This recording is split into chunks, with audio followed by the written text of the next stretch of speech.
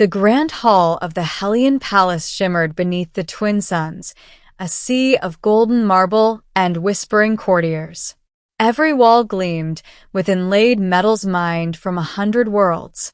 Every being in that hall bowed low when Empress Zyra of the Hellion Dominions swept through, her robes flowing like molten fire, her silver crown casting flares of light across the chamber.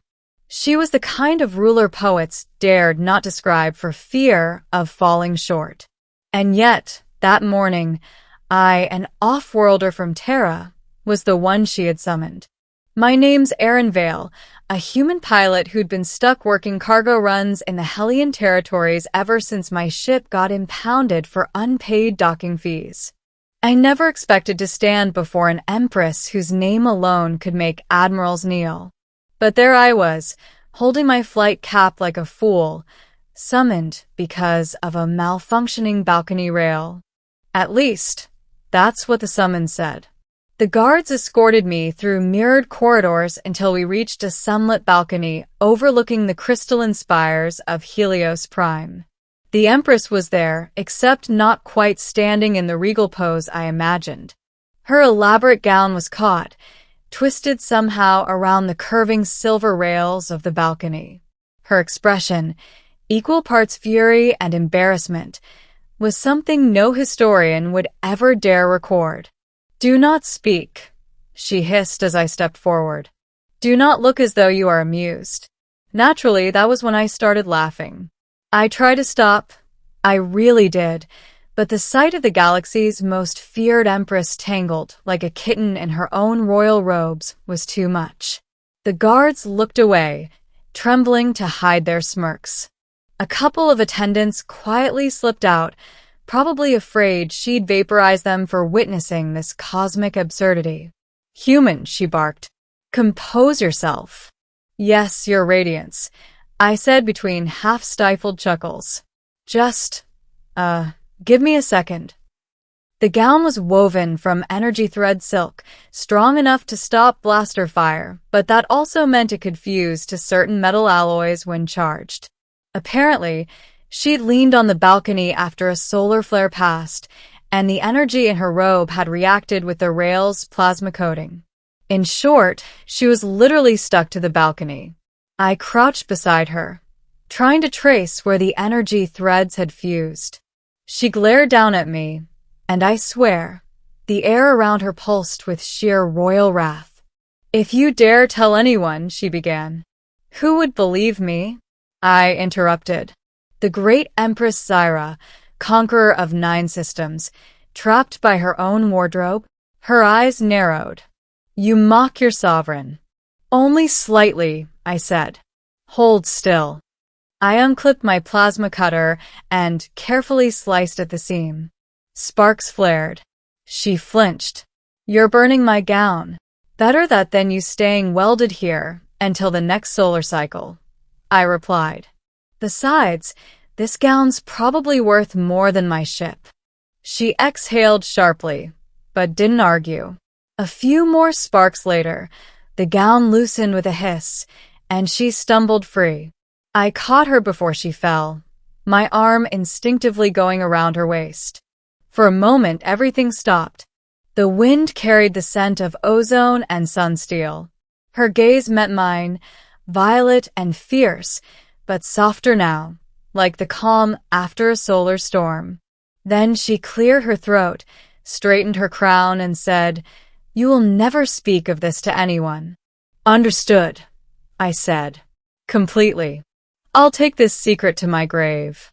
She turned to leave, then paused. "You laugh easily for one standing before an empress." "Maybe it's a human flaw," I said. "Or maybe it's the only way we survive in your empire." That earned the faintest twitch of a smile. "You're insolent, but refreshing." Weeks passed. I thought that ridiculous incident was behind me until I received another summons. This time, I was to report to the Imperial Flight Command. When I arrived, I found the Empress waiting beside a sleek, obsidian warship. "You'll be my pilot," she said simply. "Me?" I blinked. I thought after the balcony. I've reviewed your records, she interrupted. Your flight hours, your service in the Terran Defense Fleet, your unfiltered tongue. Her lips curved faintly. You'll do. Flying for an empress wasn't exactly a normal job. Every day, I sat in the command cradle while she inspected colonies, brokered treaties, or quelled uprisings.